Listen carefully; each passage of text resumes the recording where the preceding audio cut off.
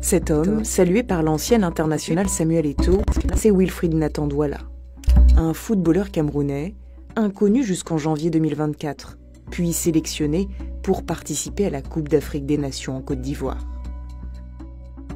Selon sa fiche technique, Wilfried Nathan Douala a 17 ans.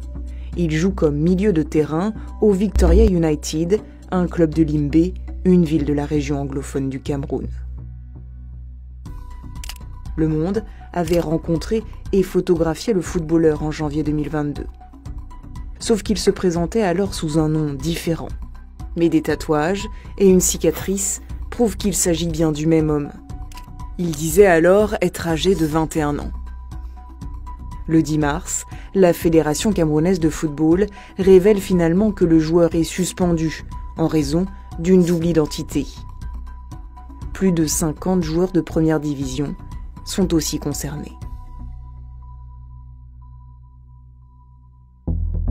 Wilfried Nathan Douala est présenté par la presse camerounaise comme une pépite.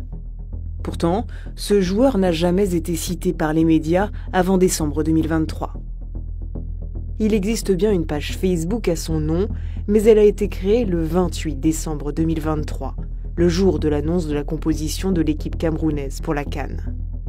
Il possède une page Instagram, créée elle en 2016, mais dont le nom a changé 2 fois depuis. Et il y a encore plus étonnant. En janvier 2022, à l'occasion d'un reportage au Cameroun, Le Monde avait rencontré ce joueur qui évoluait alors au club de l'Oryx à Douala. Le voici lors d'un match en 2022. Sur ces images, filmées par notre journaliste, on le voit s'entraîner avec ses coéquipiers. Et le voici ici, au repos.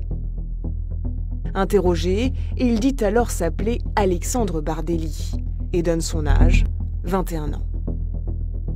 Or, plusieurs détails physiques très précis prouvent que cet Alexandre Bardelli est le même homme que celui qui se présente aujourd'hui sous le nom de Wilfried Nathan Douala. Par exemple, plusieurs tatouages identiques. Un motif tribal sous le genou droit, un autre sur le haut du bras, 3 bandes autour du mollet gauche et le chiffre 69 au niveau de l'avant-bras gauche. S'ajoute à cela cette cicatrice au niveau du sourcil droit. Pour aller plus loin, nous avons utilisé un logiciel de reconnaissance faciale auquel nous avons soumis une photo actuelle de Wilfried Nathan Douala. Il nous a permis de remonter à des photos de lui publiées sur les réseaux sociaux de 2017 à aujourd'hui. On y voit un homme identifié par son nom d'utilisateur, Monsieur Bardelli. Un compte Instagram, aujourd'hui supprimé. Nous avons également retrouvé un compte Facebook au nom d'Alexandre Bardelli, présentant des photos de lui plus jeune, dont celle-ci, datant de 2016. S'il a 17 ans aujourd'hui, cela signifie que sur cette photo, il aurait 9 ans.